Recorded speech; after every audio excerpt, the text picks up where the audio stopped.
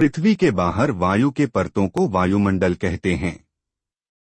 वायुमंडल के कारण सूर्योदय के 2 मिनट पहले सूर्य दिख जाता है तथा वायुमंडल के अपवर्तन के कारण ही सूर्यास्त के 2 मिनट बाद तक दिखता है, अर्थात वायुमंडल से दिन की अवधि बढ़ जाती है।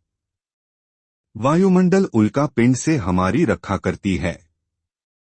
वायुमंडल का करीब 99% भाग केवल नाइट्रोजन 78.8% एवं ऑक्सीजन 20.95% गैसों से निर्मित है। वायुमंडल में उपस्थित प्रमुख गैसें तथा उसकी मात्रागन का नमरासायनिक सूत्र प्रतिशत आयतन 78 point nitrogen 20.95 oxygen AR 0.93 आगन CO 0.038 carbon dioxide ने 0.0018 ने। वायुमंडल का निर्माण 3 आधारभूत तत्वों अथवा संघटकों मिलकर हुआ है: गैस, जलवाष्प, एरोसॉल। पृथ्वी पर प्राकृतिक रूप से 2 प्रकार की गैसें पाई जाती है। एक स्थायी प्राकृतिक गैस, जिसका अनुपात वायुमंडल में स्थायी रहे, नाइट्रोजन, ऑक्सीजन तथा आर्गन। 2 अस्थायी प्राकृतिक गैस, परिवर्तनशील, जलवाष्प, carbon dioxide, ozone, hydrogen, helium, xenon, methane इत्यादि। वायुमंडल की ऊपरी परतों में गैसों का अनुपात बदलता रहता है। जैसे कार्बन डाइऑक्साइड एवं जलवाष्प पृथ्वी की सतह से लगभग 90 किलोमीटर की ऊंचाई तक ही पाई जाती है, एवं ऑक्सीजन की मात्रा 120 किलोमीटर की ऊंचाई पर नगण्य हो जाती है। वायुमंडल में जलवाष्प की मात्रा 0 से 4% तक होती है। जलवाष्प पृथ्वी के लिए कंबल का कार्य करती है तथा पृथ्वी को न ही अधिक गर्म और न ही अधिक ठंडा होने देती है। जलवाष्प के कारण ही ओस, कोहरा, बादल बनते हैं। इंद्रधनुष तथा प्रभामंडल, हेलो जैसे मनोरम आकाशीय दृश्य भी जलवाष्प के कारण ही दिखाई देते हैं। वायुमंडल में निलंबित कणकीय पदार्थ तथा तरल बूंदों पर सम्मिलित रूप को एरोसॉल कहा जाता है। वह एरोसॉल अथवा धूलकण आर्द्रताग्राही नाभि की तरह कार्य करते हैं, जिसके चारों ओर जलवाष्प संघनित होकर बादलों का निर्माण करते हैं। जब वायुमंडल में उपस्थित एरोसॉल का संपर्क सल्फर डाइऑक्साइड SO जैसी गैसों से हो जाता है तो घूम, कोहरे, स्मॉग का निर्माण होता है।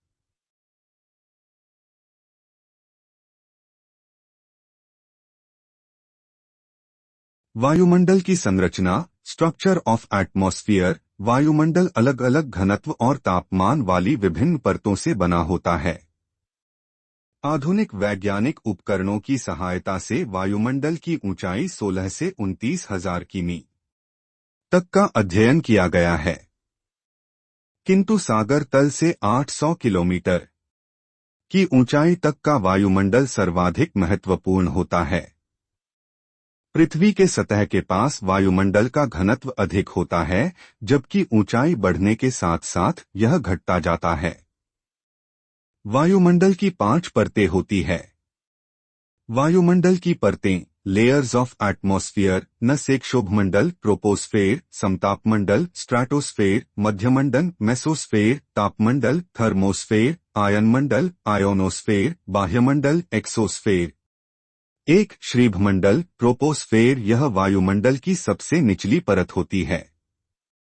इसकी ऊंचाई 7 से 14 किलोमीटर होती है। ध्रुवों पर यह 4 किलोमीटर ऊंचा होता है तथा विषुवत वृत्त पर 18 किलोमीटर तक ऊंचाई पर विस्तृत है। इसी मंडल में सभी जीव जंतु रहते हैं। समस्त मौसम संबंधी घटनाएं, वाष्पीकरण, संघनन, वर्षक, कोहरा, बादल, ओस, पाला, हिमवर्षा, बादलों की गरज, आंधी तूफान, त्वरित झंझावात, चक्रवात इसी मंडल में होती है। इस मंडल को परिवर्तन मंडल कहते हैं। इसमें संवहनी धारा चलती है, अतः इसे संवहन मंडल कहते हैं। हेलीकॉप्टर क्षोभ मंडल में उड़ाया जाता है। इसे विक्षोभ मंडल भी कहा जाता है। इस परत का ट्रोपोस्फेयर के रूप में नामकरण टिजरेंस डी बोर्ट ने किया था। वायुमंडल की समस्त गैसीय द्रव्यमान का लगभग 75% क्षोभमंडल में ही केंद्रित है। क्षोभमंडल की ऊपरी सीमा पर जेट स्ट्रीम नाम की हवा चलती है, जिसकी चाल बहुत ही ज्यादा होती है। क्षोभमंडल प्रत्येक 165 मीटर्स की ऊंचाई पर जाने से तापमान में 1 डिग्री सेल्सियस की कमी आ जाती है।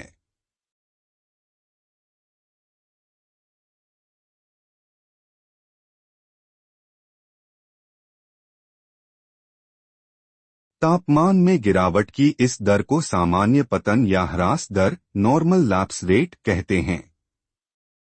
क्षोभ सीमा, ट्रोपोपॉस, क्षोभ मंडल के ऊपर 15 पट्टी को क्षोभ सीमा, ट्रोपोपॉस कहते हैं। इसके ऊपर समताप मंडल प्रारंभ हो जाते हैं। क्षोभ मंडल समताप मंडल से क्षोभ सीमा द्वारा अलग होता है। दो समताप मंडल, स्ट्राटोस्फेयर क्षोभ मंडल के ऊपर वाली परत को समताप मंडल कहते हैं। यह 50 किलोमीटर की ऊंचाई तक पाया जाता है। इसी में 30 से 40 किलोमीटर के ऊंचाई पर ओजोन परत पाया जाता है, जो पराबैंगनी सी किरणों को रोक देता है, जिसे पृथ्वी पर गोरे लोगों को चर्म कैंसर नहीं होता है। समताप मंडलों में कोई भी मौसम परिवर्तन नहीं होता है और न ही तापमान बदलता है, जिस कारण इसे वायुयान चलाने के लिए अच्छा माना जाता है। हेलीकॉप्टर को क्षोभ मंडल में उड़ाया जाता है। रिमार्क 1, ओजोन की मोटाई को डॉप्सन में मापते हैं।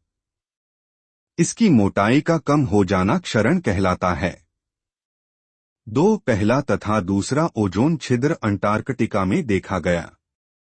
समताप सीमा, स्ट्राटोस्पॉस, समताप मंडल की ऊपरी 1.5 किलोमीटर के मोटाई को समताप सीमा कहते हैं। इसके ऊपर मध्य मंडल आ जाता है। 3, मध्य मंडल, मेसोफेर, यह 80 किलोमीटर के ऊंचाई पर होता है। यह सबसे ठंडा होता है। मध्य सीमा, मेसोपॉस, मध्यमंडल के ऊपरी 1.5 किलोमीटर मोटाई को मध्य सीमा कहते हैं। इसके ऊपर आयन मंडल प्रारंभ हो जाता है।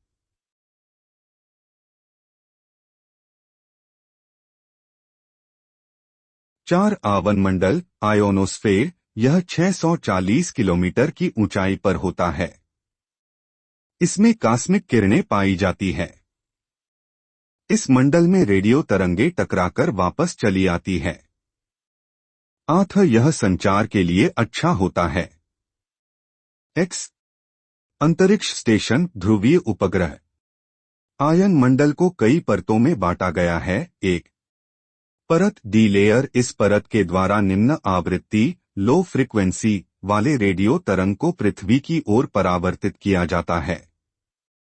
2, ई लेयर, यह परत मध्यम एवं उच्च आवृत्ति वाले रेडियो वेव को पृथ्वी की ओर परावर्तित करता है। इसे केंली हेविसाइड परत भी कहा जाता है। 3, FA1G लेयर, यह परत सभी प्रकार के रेडियो वेव को पृथ्वी की ओर परावर्तित करता है। इसको एप्लीटन परत भी कहा जाता है। नोट, अरोरा ओरियोलिस तथा अरोरा वोलियोलिस नामक रंगीन प्रकाश आयन मंडल में देखे जाते हैं। कार्मन रेखा, आयन मंडल में 100 किलोमीटर की ऊंचाई को कार्मन लाइन कहा जाता है। यह अंतरिक्ष की सीमा होती है। आयन सीमा, आयोनोस्पॉस, आयन मंडल के ऊपरी 1.5 किलोमीटर मोटाई को आयन सीमा कहते हैं। इसके बाद बहिमंडल प्रारंभ हो जाती है। बरहिमंडल, एक्सोस्फेयर, यह 640 किलोमीटर के बाद होता है। यह सबसे गर्म मंडल है। संचार उपग्रह इसी मंडल में छोड़े जाते हैं।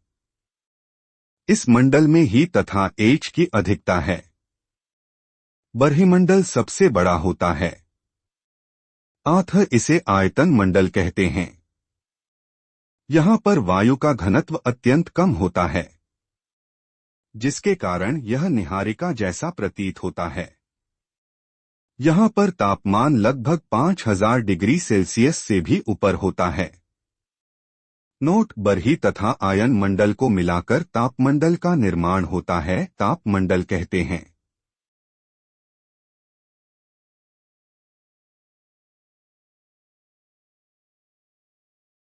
आधुनिक विचारधारा के अनुसार वायुमंडल के दो भाग या परतों में बांटते हैं।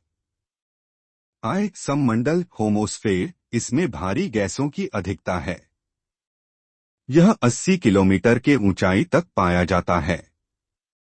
इसमें क्षोभ, समताप तथा मध्यमंडल आते हैं। विषम मंडल हेटेरोस्फेयर, इसमें हल्की गैसों की अधिकता है। यह 80 किलोमीटर के ऊपर पाया जाता है। इसमें आयन मंडल तथा बरहीमंडल आते हैं। इसमें 4 परतें पाई जाती हैं। 1. आणविक नाइट्रोजन परत 90 से 200 किमी। नाइट्रोजन अणुओं की प्रधानता होती है। 2. आणविक ऑक्सीजन परत 200 से 1100 किमी। ऑक्सीजन अणुओं की प्रधानता होती है।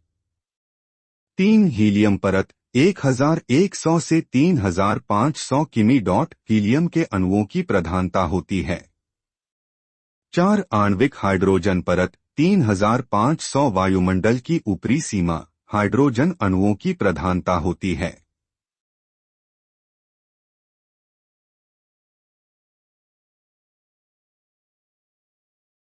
सूर्यताप इंसोलेशन, सूर्य से आने वाली विकिरण ऊर्जा को सूर्यताप कहते हैं। 2. कुल सूर्यताप का 35%, 27% बादल परावर्तित, 6% वायुमंडल परावर्तित, 2% धूलकण परावर्तित कर देता है, से टकराकर वापस लौट आता है, जिसे एल्विडो कहते हैं। कुल सूर्यताप का 14% ऊष्मा बादल सोख लेता है। कुल सूर्यताप का मात्र 51% पृथ्वी को मिलता है, जिसे पृथ्वी का ऊष्मीय बजट कहते हैं। सूर्य से आने वाले सौर विकिरण लघुतरंगों के रूप आते हैं, जिसे बादल आने देता है, किंतु पृथ्वी से जाने वाला पार्थिव विकिरण दीर्घ तरंगों के रूप में होता है, जिसे बादल नहीं जाने देता है। इन्हीं दीर्घ तरंगों से पृथ्वी गर्म हो जाती है।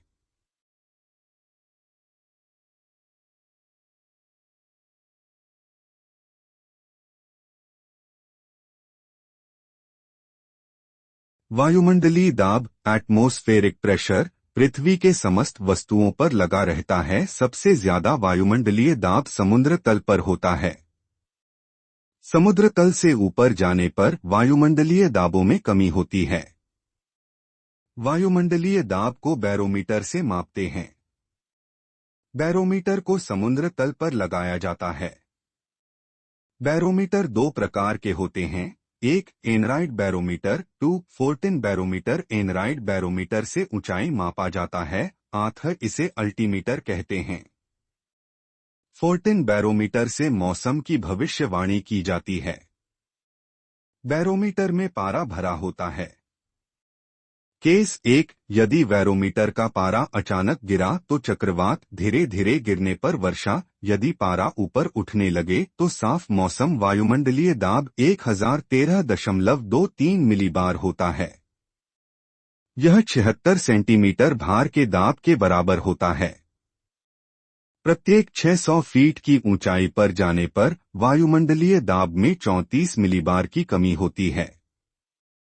वायुमंडलीय दाब तथा ऊंचाई में उल्टा संबंध होता है।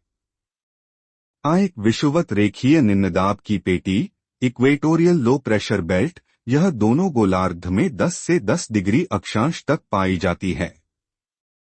विषुवत रेखा पर सूर्य की किरणें लंबवत पड़ने के कारण तापमान अधिक रहता है, जिससे हवाएं गर्म होकर फैलती है तथा ऊपर उठती है। इसलिए इस पेटी में निरंतर निम्न वायुदाब बना रहता है। इसे तापजन्य, थर्मली इंड्यूस्ड निम्नदाब पेटी भी कहते हैं। डोलड्रम, यह विषुवत रेखा के 5 डिग्री उत्तर तथा 5 डिग्री दक्षिण के बीच का क्षेत्र है। इस पेटी में हवाओं की गति कम होने के कारण वातावरण शांत रहता है। इसी कारण इसे डोलड्रम या शांति का क्षेत्र, इंटरट्रॉपिकल कॉन्वर्जेंस जोन ITCZ भी कहते हैं। 2 उपोष्ण उच्च दाब की पेटी, सब ट्रॉपिकल HP बेल्ट, यह दोनों गोलार्ध में 30 से 35 अक्षांश के बीच पाई जाती है। इस भाग में शीतकाल के 2 महीने को छोड़कर वर्षभर ऊंचा तापमान पाया जाता है। यहाँ उच्च दाब का कारण हवाओं के नीचे उतरना है। यहाँ घोड़े वाली घटना हुई थी। आथर इसे अश्व अक्ष, हॉर्स लैटिट्यूड कहते हैं। 3 उपध्रुवीय निम्न दाब की पेटी, सब पोलर LP बेल्ट, यह दोनों गोलार्ध में 60 से 65 डिग्री अक्षांश के बीच पाई जाती है। यहाँ निम्न दाब का कारण हवाओं का टकराकर ऊपर उठना है।